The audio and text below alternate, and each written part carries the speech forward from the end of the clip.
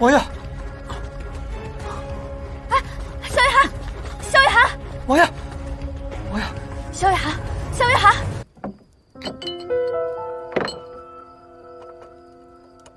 你听本王说。你先别说话，我先给你治伤。不行，本王已经知道了，当初是林月溪自己刺伤自己，嫁祸于你。所以呢？我已经和他说清楚了，从今以后再无瓜葛。总算还不是蠢的无药可救。无药可救，鸿飞，你说王爷他，王爷，你还这么年轻，膝下连子嗣都没有，怎么就要英年早逝了呢？你再多说一个字，本王保证，英年早逝的那个人就是你。你先出去吧，我要帮他缝合伤口。王爷还有救，谢天谢地谢天谢地，我出去。省着点啊！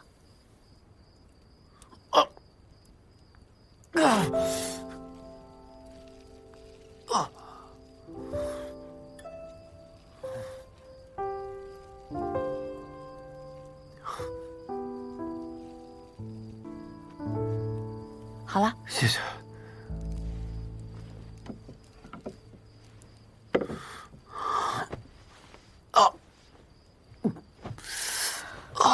怎么了？还有别的伤处？没有了。在大夫面前，不能隐瞒伤情。真没有了。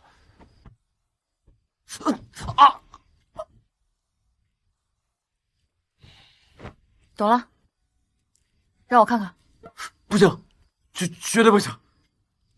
这个地方神经很多的，不及时处理很危险的。把手拿开。别的事情都可以答应你，但这件事绝对不行。拿不拿？男子汉大丈夫，说不拿就不拿。我再问你一次，拿还是不拿？咱有事好商量，行不行？现在商量，晚了。男女授受不亲，你给我停下！在大夫眼里只有病患，没有男女。别乱动，你放开我，马上就好了。真的不可以！我可怜的王爷呀！你放心，我都已经检查过了，没有伤及要害，不会影响功能的。你闭嘴！该喝药了。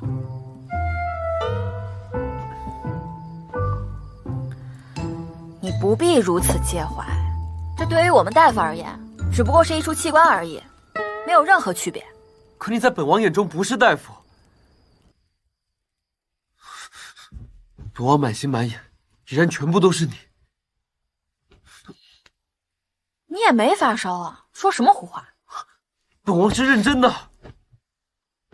过去种种都是本王的错，说起，原谅本王好不好？回到本王身边，本王发誓，从今以后一定好好对你。过去所犯的一切错误，都会好好弥补。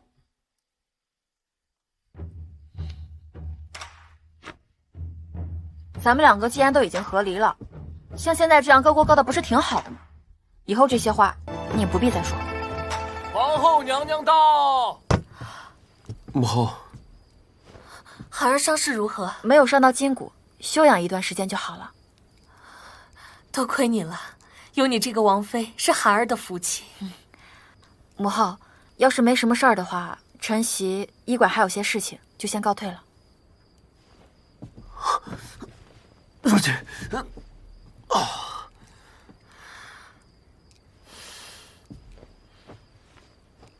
现在知道后悔了吧？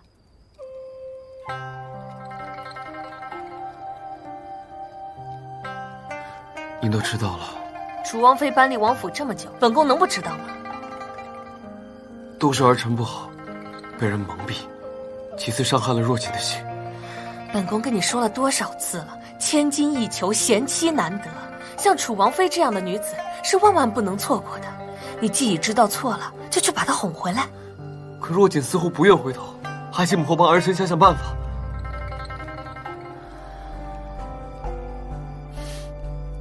没问题，包在本宫身上。本宫身子突厥不适，这大晚上把你叫过来，你不会怪本宫吧？母后您言重了，晨曦本来就是医者，这都是我分内之事。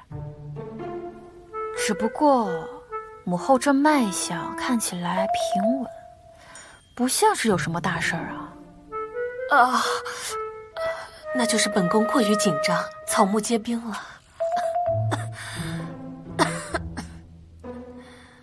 那既然这样，晨曦就先告退了。现在宫门已落锁，今晚你们夫妇二人就留在皇宫过夜吧。可是就这么决定了，叫嬷嬷带他们去休息。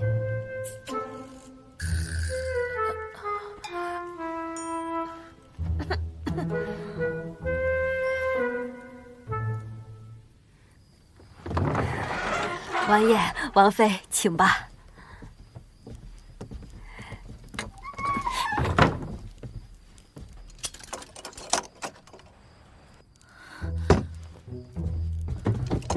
哎，江嬷嬷，江嬷嬷，你锁门干什么？皇后娘娘口谕，今天晚上您二位务必给她造个皇孙出来，否则就别想出这个门。什么？母后的办法也太简单粗暴了吧？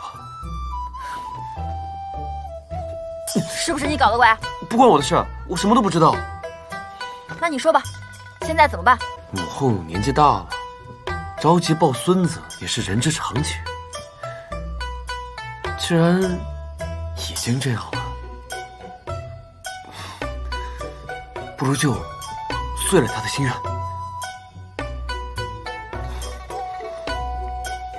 遂了他的心愿。好啊。这么直接，我还没准备好呢。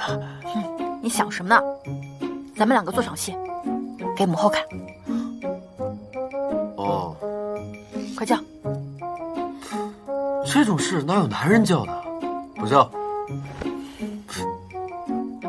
你叫不叫？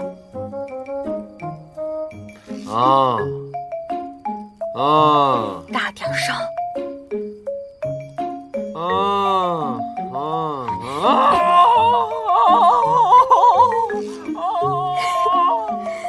没想到王爷平时一本正经，背地里这么狂野。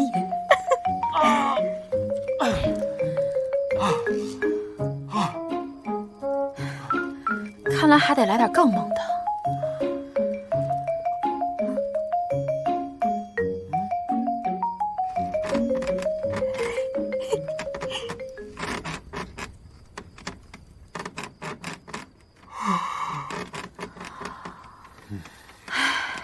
行了，总算是应付过去了。唉，累死我了。老规矩啊，我睡床，你睡地上。地上这么凉，本王的伤还没好，要是感染了风寒怎么办？那行，你睡床，我睡地上。哎，本王怎么可能让你一个女子睡地上呢？其实床这么大，睡两个人绰绰有余嘛。你想得美！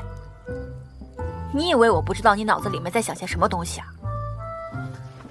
本王堂堂王爷，岂能做出那种下作之事？你放100个心，本王保证。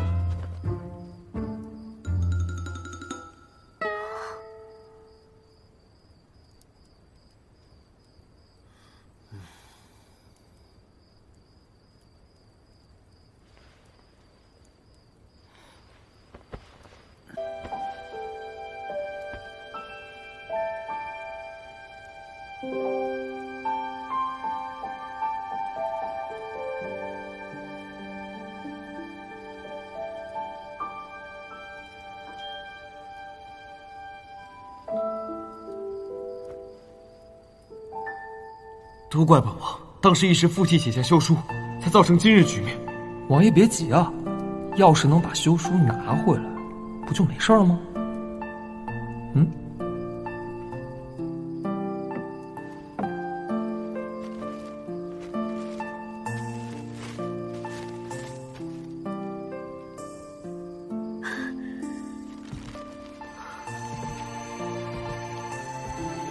你在那儿干什么？没什么。给我！你大半夜的不睡觉，就是为了到我这儿偷这个？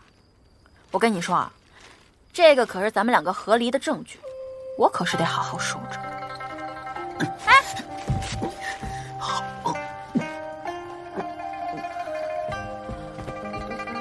萧夜寒，你有病吧？从此以后再也没有什么休书了，你和本王和离之事一笔勾销。就算你毁了这休书，也改变不了咱们两个已经和离的事实。是不是本王哪里做的不好？你告诉本王，本王都可以改。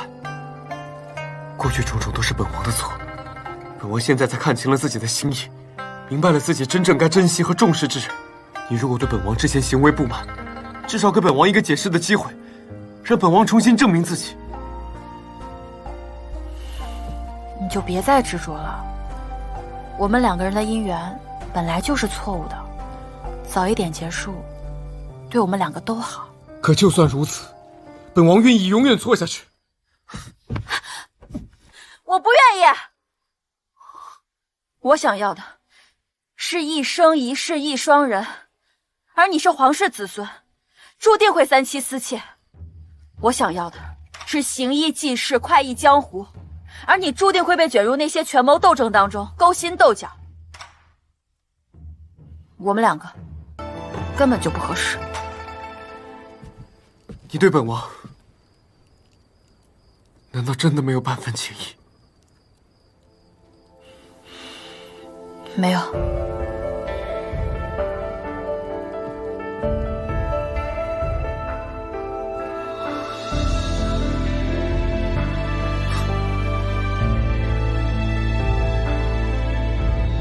尘世画卷，轻描淡抹伤痕的痕迹，爱如落叶雾飘散在时光的边缘，曾经执手，如今各自天涯，尘缘之谈在夜风中轻轻低语，岁月如诗诉说着无尽的思念，有些难忘你的容颜，梦中的你我相隔万水千山，泪光这个是我们王爷用暹罗国进贡的鸽血石亲手打造的，鸽血石坚硬无比，我们王爷用了足足8天的时间，用坏了9把锉刀，手啊都磨出了10个血泡才完工的。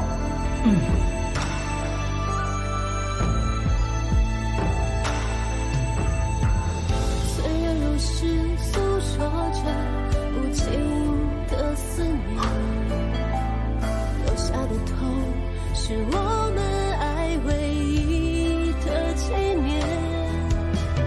回首间，那段情缘已过往云烟，尘缘之谈在心底悄然回响。本王满心满眼，依然全部都是你。柔柔，柔柔，啊？想什么呢？这么入神？你怎么来了？你上次讨本世子找的商队，本世子费尽9牛2虎之力，找着了。真的？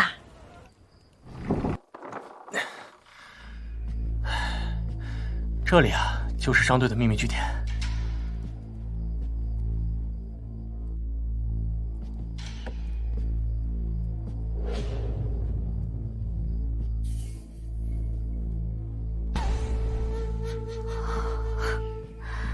狼红花、黑猪草、赤蛇豆，果然是这里。本世子亲自出马，还会弄错不成？不过呀，你绝对猜不到这药铺背后的主人是谁。不是萧南阳，就是林月溪。若若果然冰雪聪明，正是他们。太好，这次有了这些证据，足够可以将他们绳之以法了。哼！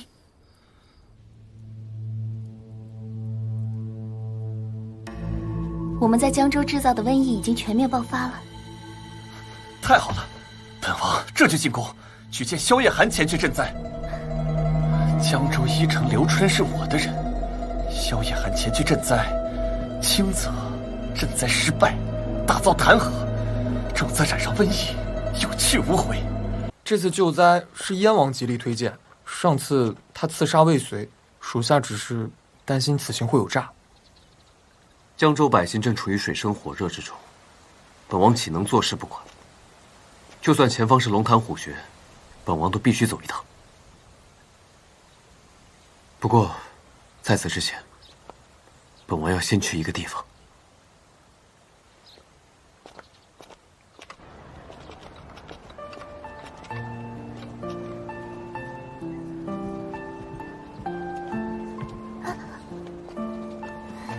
王爷，您怎么在这儿？若姐，她在吗？哦，小姐出门了，要不您进去等。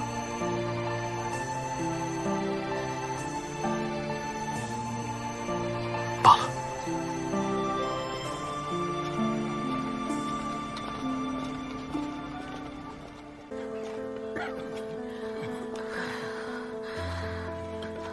王爷，属下查过了，这次瘟疫来得凶猛，整个江州至少有30%百姓都染了病，而且瘟疫还在扩散。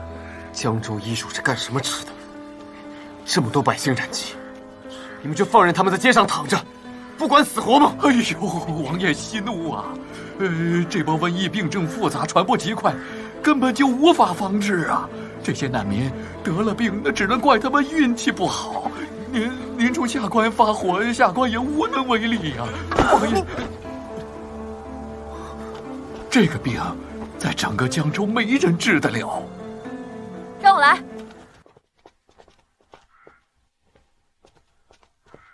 你怎么来了？治病要紧。小朱，银针。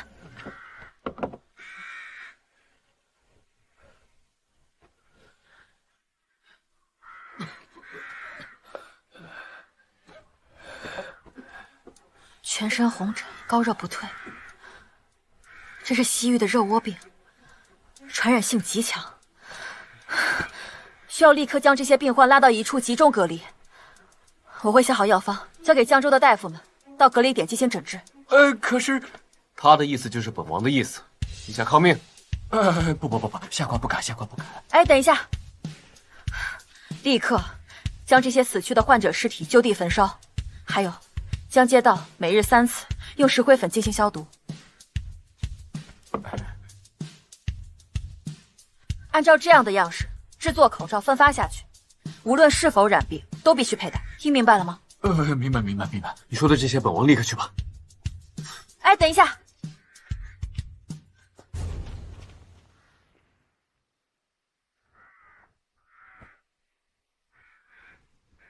你自己小心点。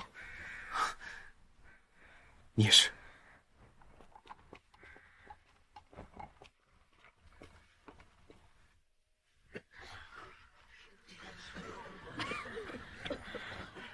大夫，为什么我们都被关到这儿啊？我想回家呀！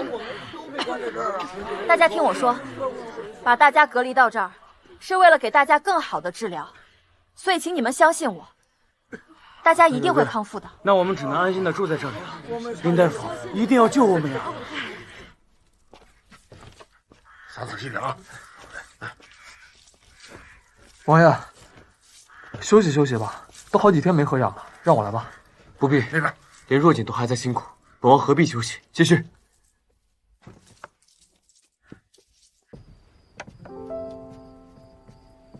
外面情况怎么样？城内的瘟疫基本控制住了，隔离房里的病人服用了你的药方，也都在康复。这件事情多亏了你，不过你要注意休息，吃点东西吧。你别误会，本王没别的意思，就是不想你为瘟疫操劳，先把自己累倒了。谢谢。你也照顾好你自己。我看你最近好像都有点累瘦了。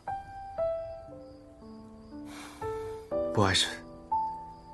那本王先走了。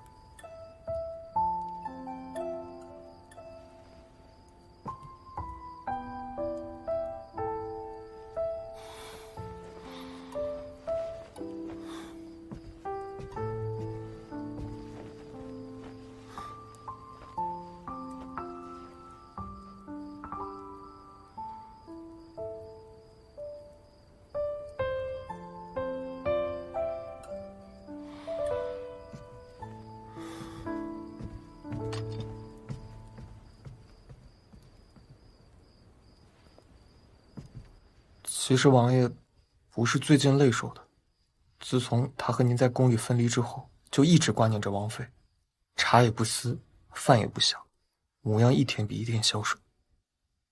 这次瘟疫您能来，王爷其实比谁都开心，只是忍着不说。虽然这段时间他自己忙碌，却还一直挂念着王妃。这碗粥，也是王爷熬了几个时辰没合眼，亲手给您做的。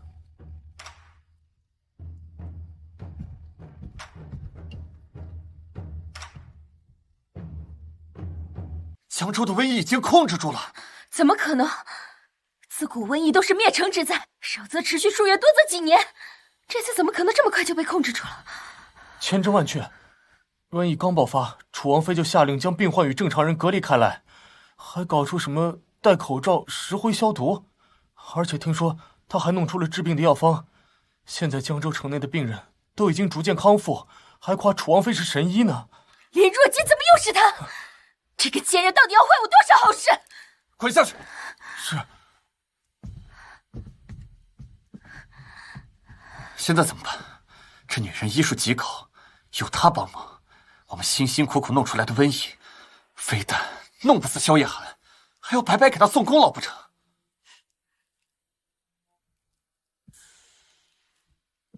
殿下别急，救人难，但害人容易。林若锦现在不是给病人开了药方吗？只要我们把他的病人偷偷弄死，再安排人手煽动百姓，让他们以为这一切都是林若锦的罪过，我保证，他这个神医会死无葬身之地。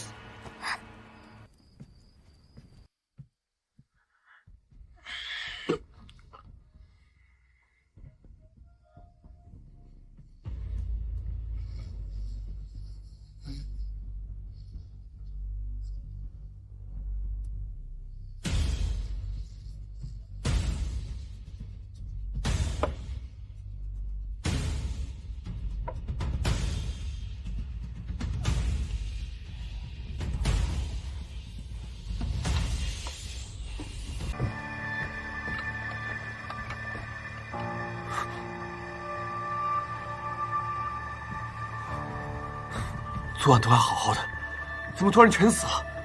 会不会是病人的病情又发作了？不可能，我的药方不会有问题。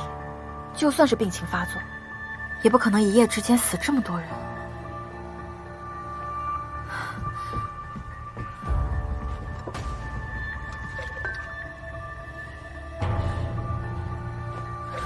又被人动了手脚。昨天晚上谁来过这里？有资格进隔离房的人不多，一查便知。皇叔，是，属下这就去办。一夜之间死了这么多人，而且全部都是穷苦老百姓，凶手不可能和他们有私人恩怨，所以只有一种解释，那就是有人不希望看到我们这么快的解决瘟疫，有人想要把事情闹大。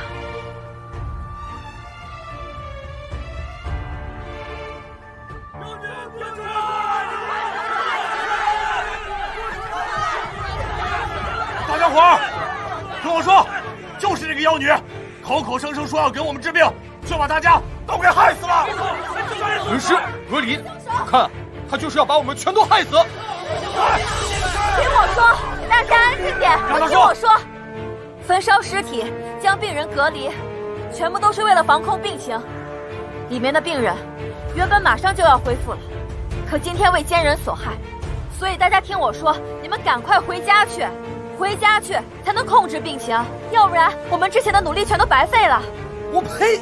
被奸人所害，我看明明你就是杀人凶手。对，他就是杀人凶手，打死他！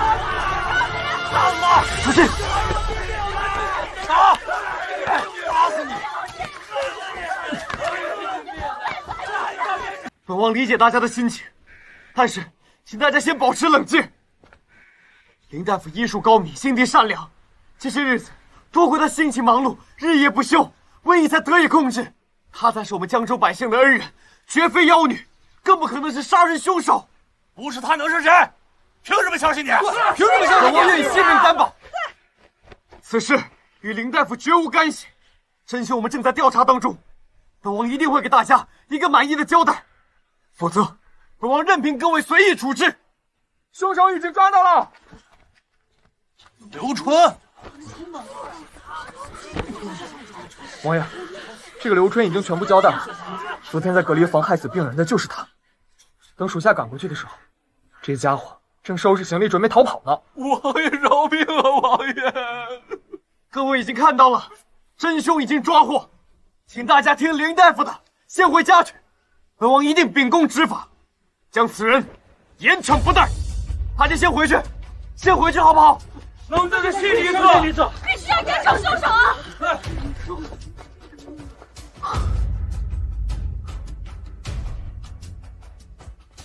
你没事吧？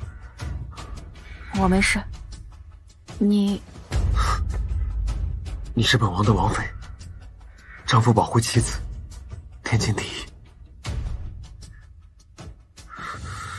萧月寒，啊，萧月寒，萧月寒。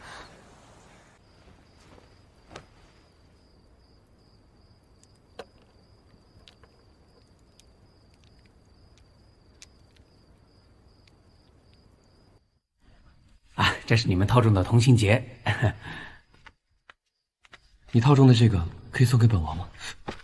反正也不是什么值钱的东西，你喜欢就拿去呗。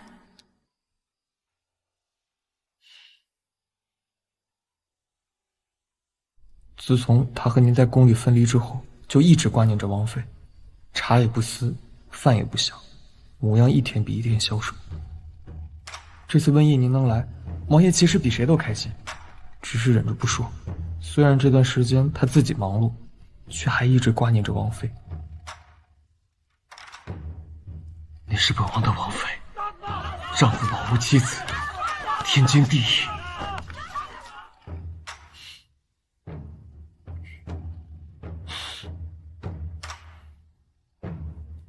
你行啊？哎，我扶你，慢点。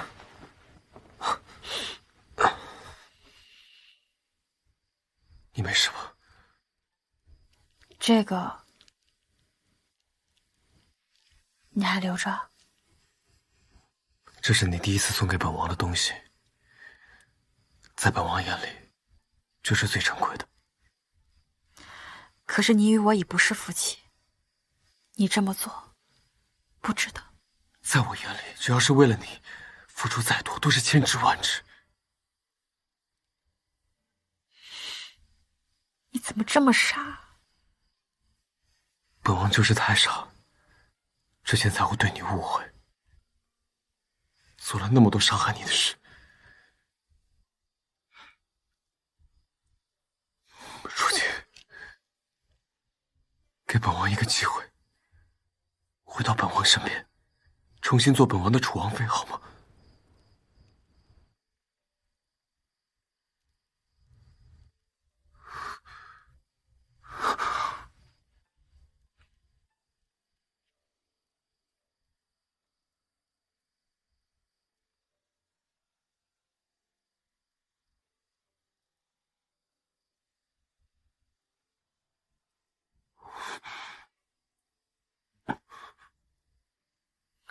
这个不行。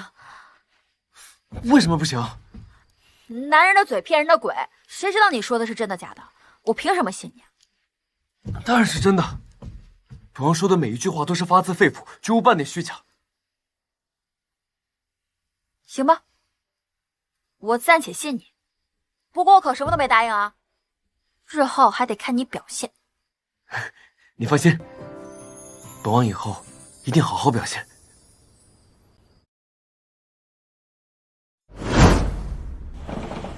王爷，父亲，我这是江州最有名的烧鸡，本王一大清早特地去排队给你买的。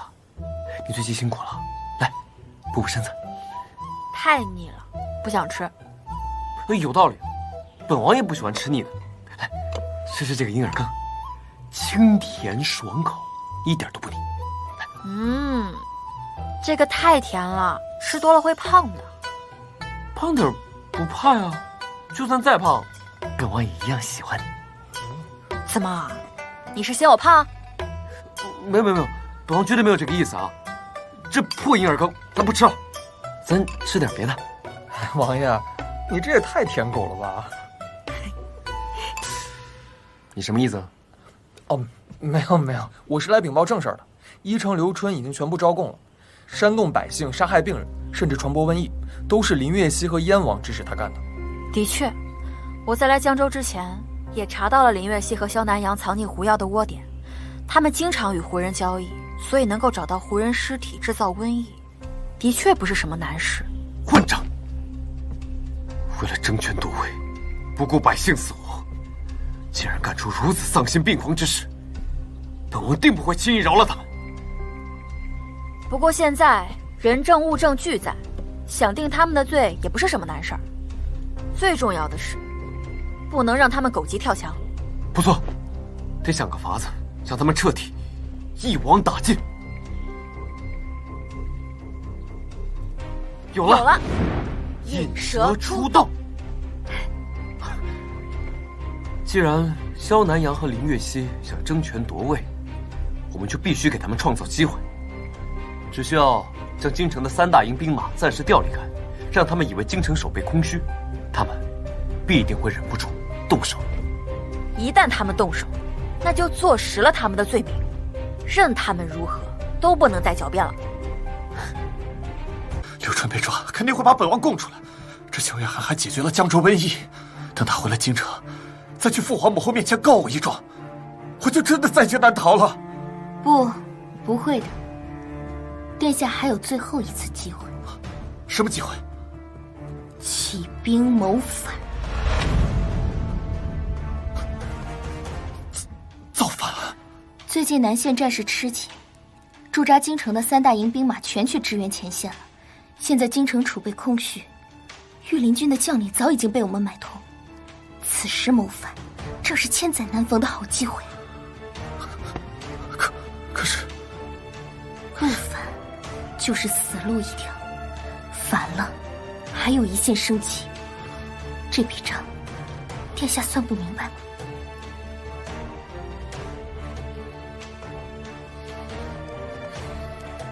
好，就按你说的办。江州瘟疫顺利解决，朕心甚慰。来，作为庆贺，大家干了这杯。谢父皇。皇上，此次江州瘟疫来势凶猛，多亏了涵儿和若锦及时研制药物平息瘟疫，拯救了无数百姓生命。有这等王爷王妃，实乃我大凤之福，臣妾替皇上贺。儿，你夫妇2人做得很好，临危不乱，有勇有谋，堪为天下表率。多谢父皇。明日早朝，朕就传旨天下，封你为太子，楚王妃为太子妃。多谢父皇。慢着，父皇，儿臣反对。他萧夜寒根本不配当太子。论年纪，儿臣比他年长；论出身，儿臣的生母乃是世家贵女，而他的生母只是一个卑贱的宫女而已。他哪一点比得上儿臣？父皇如此草率的册立太子，不仅儿臣不服，文武百官也不会服气，还请父皇三思。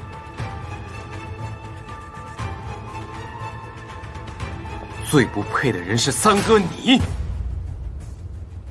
堂堂燕王，贪图私利，科举舞弊，动摇国本，甚至为了争权夺位，不惜将胡人带疫病的尸体投入水源之中，制造瘟疫，简直罪恶至极。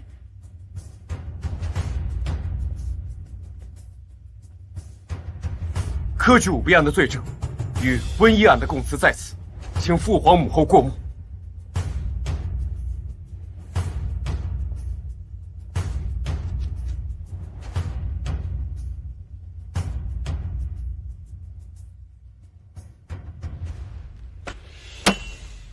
混账！老三，你好大的胆子！父皇明鉴，一切证据都是他俩伪造的。儿臣一心为国，对父皇和母后更是忠心耿耿，天地可鉴。倒是这萧夜寒，他处心积虑谋害儿臣，请父皇将他二人立刻抓下去。就凭你，也配提孝心？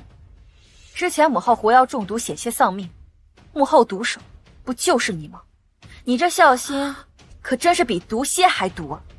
你胡说！城西有一间药铺，名义上是在销售药材，实际上是勾结胡人藏匿药材的窝点。而这幕后老板，不正是你萧南阳和林月熙吗？父皇母后若是不信，前人一查便知。逆子，你还有何话可说？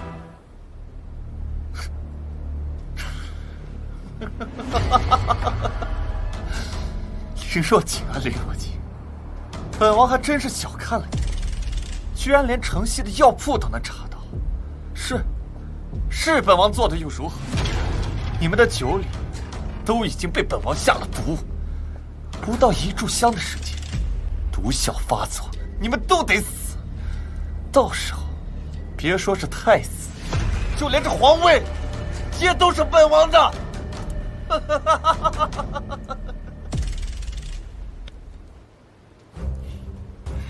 你是说这酒里的胭脂红吗？一滴就能毒死1头大象，你还真是狠毒啊！不过你也不想想，我既已查到你藏匿药材的窝点，怎么可能让你们这么轻易的得逞？这不可能！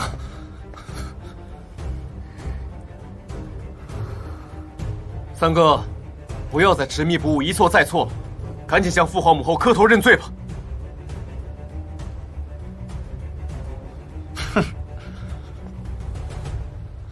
认罪？可笑！本王承认，你们的确有点本事，但你们以为本王的手段就只有这些吗？告诉你，我收买了御林军，现在整个皇宫都被包围了。守卫京城的3大营去了前线，现在整个京城都在本王的掌控之中，你们一个都别想逃！逆子，你竟敢谋反！谋反？谋反又如何？这个皇位就该是本王的，谁敢拦我，谁便死！谋反又如何？这个皇位就该是本王的，谁敢拦我，谁便死！三哥，你干出这等大逆不道之事，就不怕被世人口诛笔伐，戳脊梁骨吗？我的好弟弟，难道你不知道成王败寇的道理吗？等本王登基后，便是万人之上，一言九鼎。到时候，谁敢讨伐朕，朕便诛他9族。来人，把这里的人都抓起来，谁敢反抗，格杀勿论。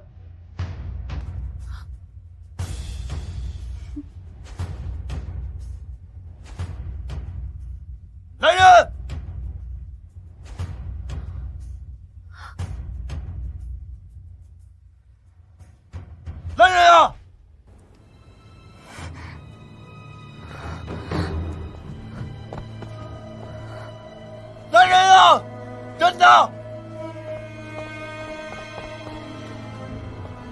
来人啊！都聋了吗？来人呀！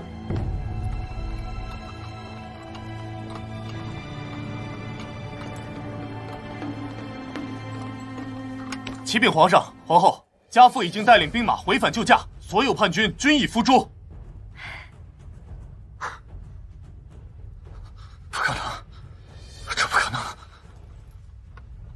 你以为京城守备空虚，却不知本王与世子，还有镇南王，早就做好联系。原来这一切都是你的计谋，萧夜寒，你好狠的心！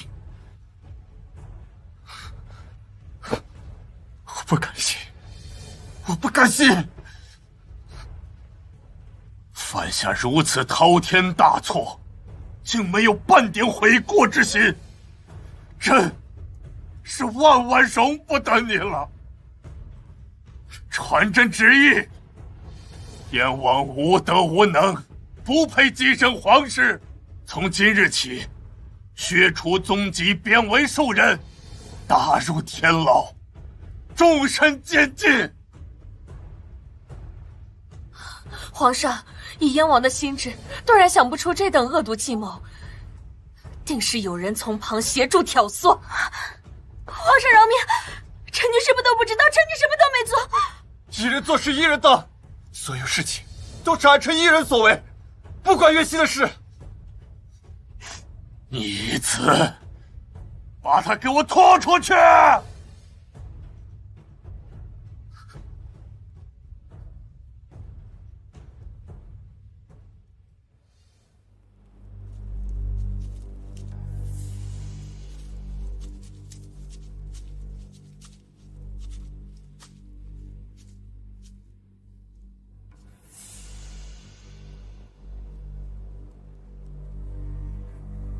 三哥，你我都清楚，这所有的阴谋算计并非你一人所做。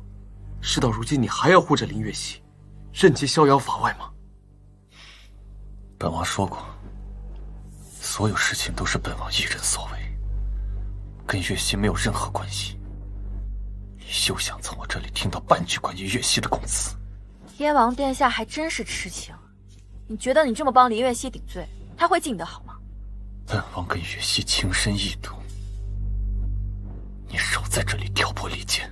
那既然这样，我们不妨让燕王殿下看一出好戏，让你好好看一看这个白莲花真正的嘴脸。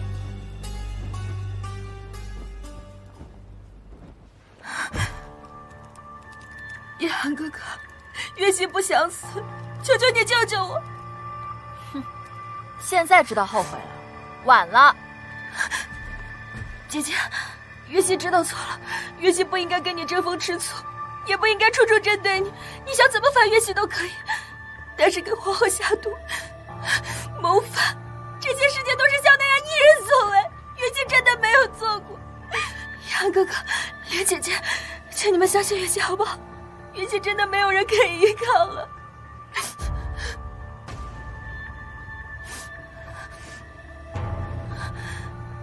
姐姐，若你还是不肯原谅岳熙，岳熙愿意领罚。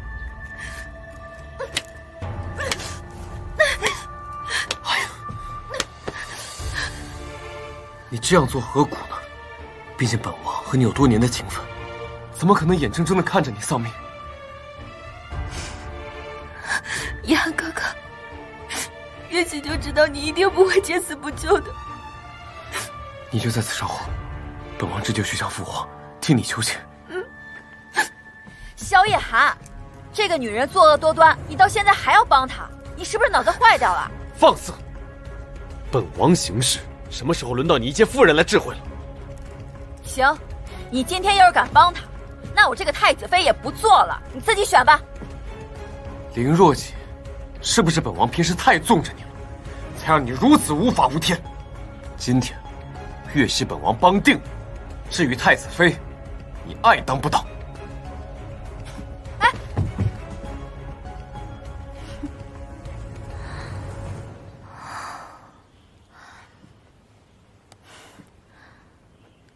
都看到了吧？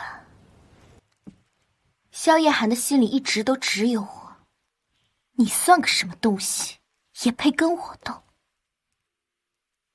其实，在你心里，无论是萧夜寒还是萧南阳，都只是一颗可以任你摆布的棋子罢了。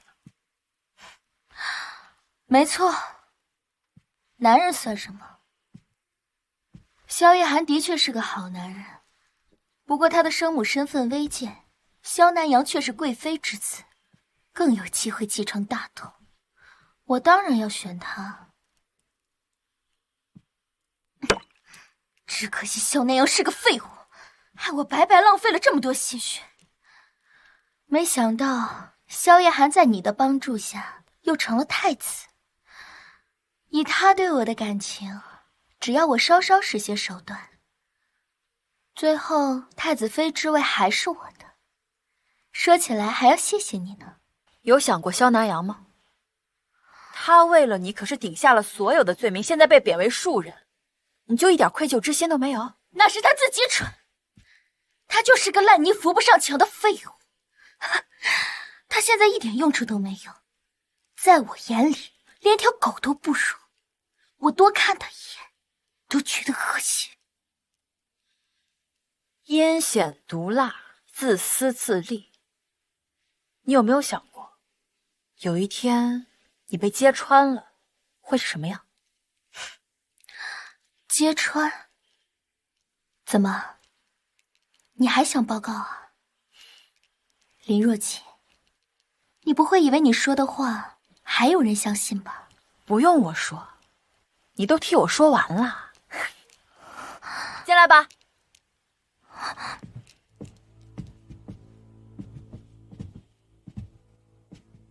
三哥，他说的这些你都听见了。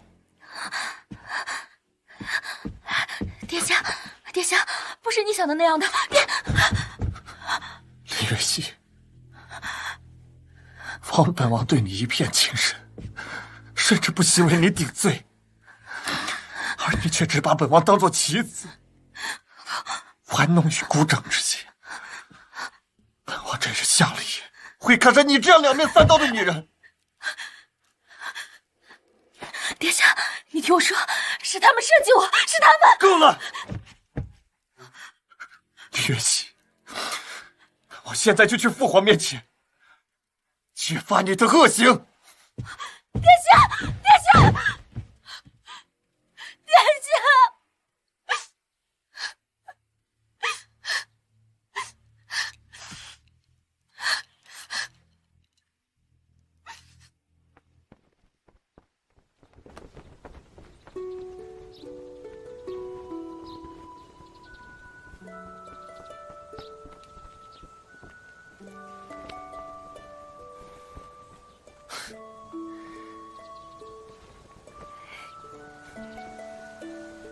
虽然不知道那家伙到底哪点比我强，但你既然选择了他，我只能祝你幸福。倘若他要是哪天敢欺负你，我就算是起兵造反，我也一定替你出这口气。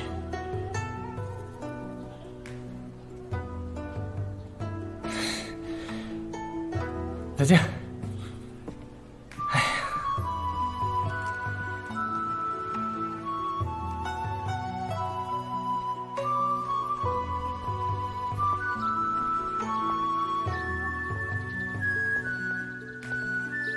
从现代传到古代的女主林若锦，打赌作诗，背了100首诗惊呆众人。白日依山，就这个大女主手。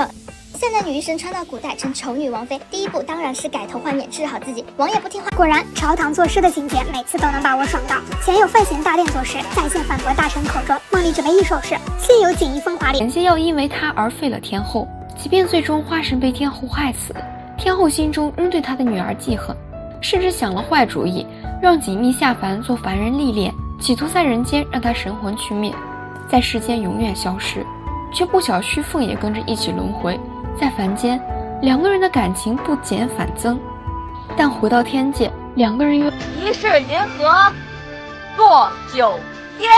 此路不通的绿茶又在男主面前装可怜，陷害女主，结果女主根本不在乎，爱信不信。气急败坏的绿茶甚至把命案栽赃到了女主身上，结果被女主轻松化解，不仅解决了瘟疫案，还查出了幕后凶手正是绿茶竹马，还做到了让男主反过来求她原谅。就这个一心搞事业的大女主爽，拧紧一风华的女主就是专治各种不服，给她扎一针就好了。被妹妹刻薄对待，女主直接当场报仇，针扎的妹妹没法动，宴会上被绿茶要求现场作诗。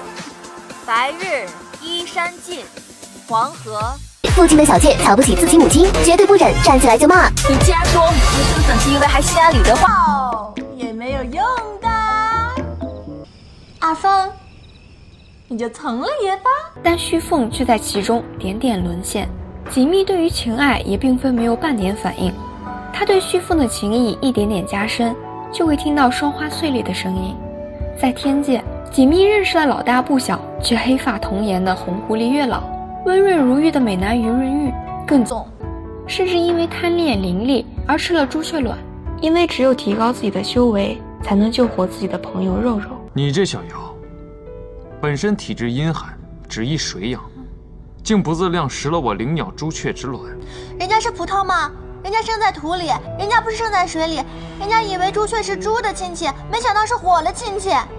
他的也在那里岂不是刺激下去？面对王爷，想到曾在婚嫁时被嫌弃丑，而现在用医术治好外貌，才换来些许尊严，也是心有不甘。在王爷对他恶语相向时，暴躁回击。不是你修了，而要面对另外一个问题，水神和天帝之间有约定，如果水神将来生了女儿，要结为亲家。也就是说，锦觅要和润玉成为夫妻，和旭凤只能成为叔嫂。是我修了，不懂得珍惜，只会围着心机挑战。阴险狡诈，居然是他！这样的男人不要也罢，大女主就是暴脾气。既然我说什么你都信，而且你都算了。看得观众们拍桌子直呼爽啊！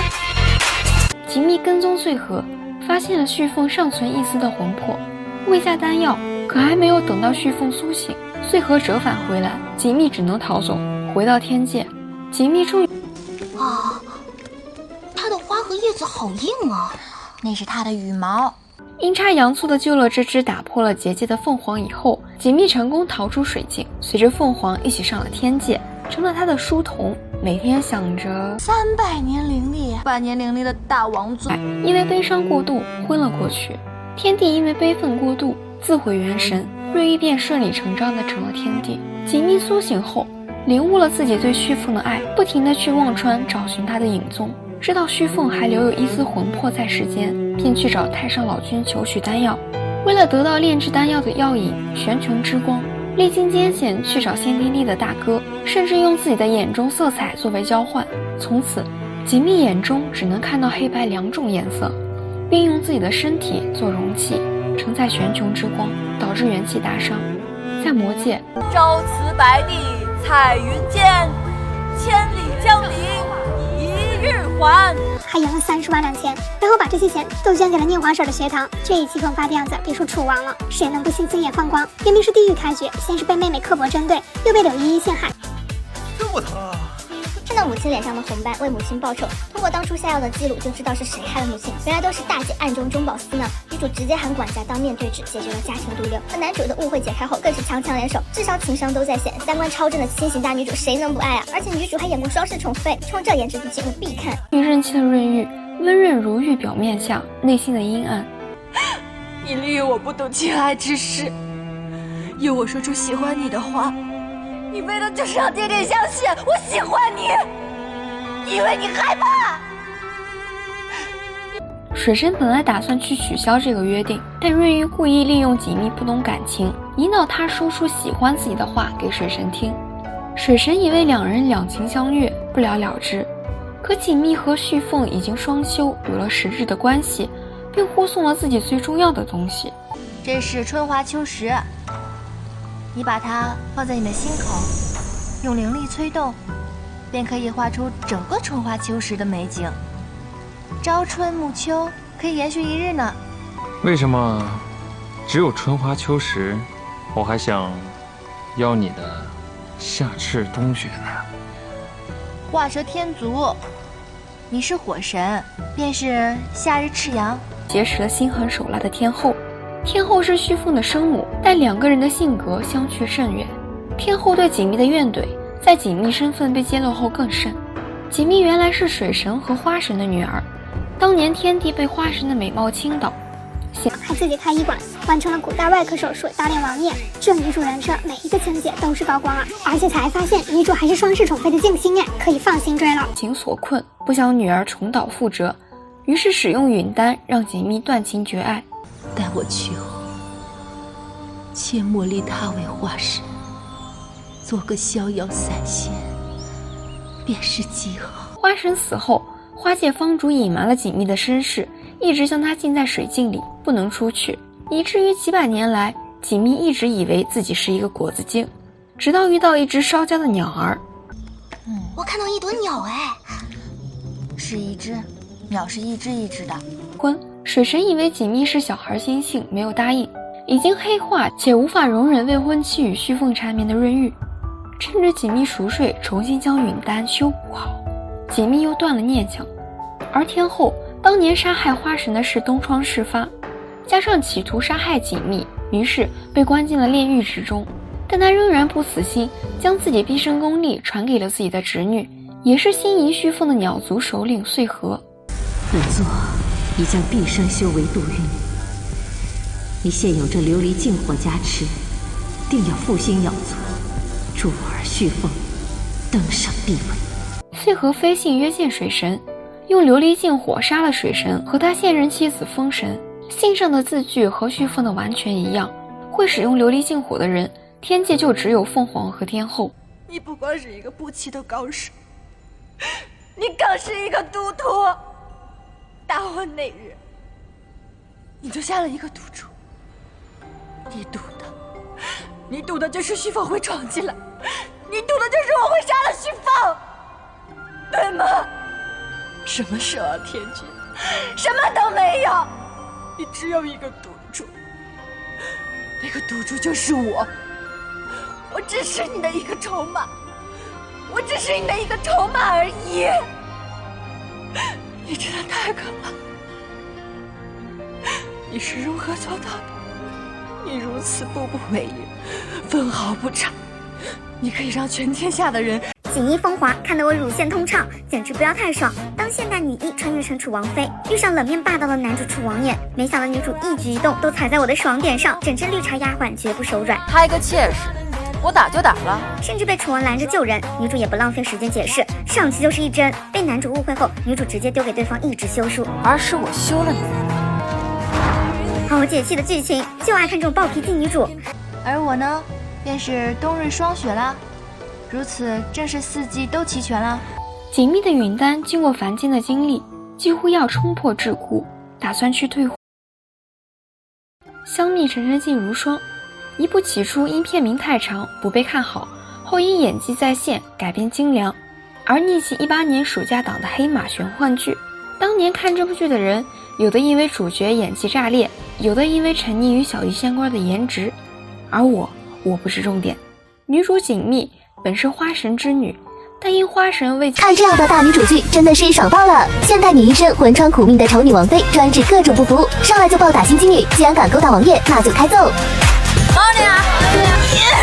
回到家后，父亲责怪她嫁给王爷，却没给家里带来利益。废物！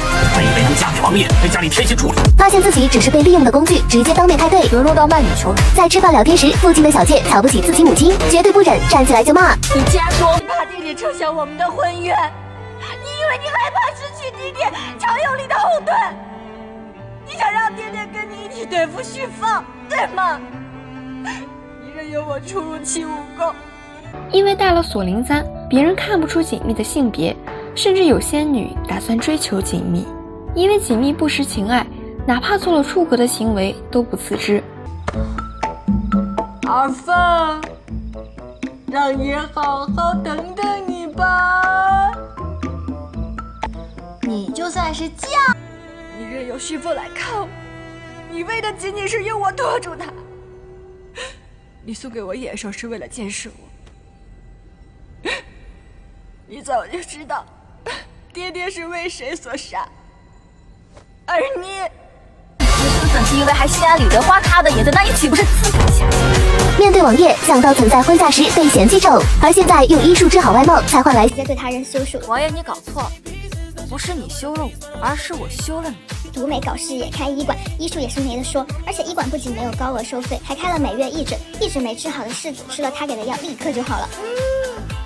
甚至女主自己还开了个医馆，美美搞起了事业。绿茶竹马见缝插针，在宴会上为难女主，让她背诗，结果女主怒背100首，飞流直下3000尺，却能反把欺负自己的人拿捏。被冤枉直接反对着男主人凶说：从今以后，再也不是我林若姐的夫君。被陷害能立刻反击自证。些许尊严，也是心有不甘，在网页对他恶语相向时，暴躁回击。不是你休了，而是我休了你。不懂得珍惜，只会围着心机挑战。阴险狡诈，居然是他！这样的男人不要也罢，大女主就是暴脾气。既然我说什么你都不信，而且你都算了。看得观众们拍桌子，直呼爽啦！入海流直接背了100首诗，震惊朝堂。不仅被夸到好诗啊，好诗，好诗，还会把赢来的钱捐给学堂。楚王替他解围后，以为女主会服软，没想到现在你我两清，不要妄想以后本王会对你加以恩赐。你以为你自己是什么香饽饽呀？谁都得往你身上。面对楚王时，被男主误会进黄河入海流。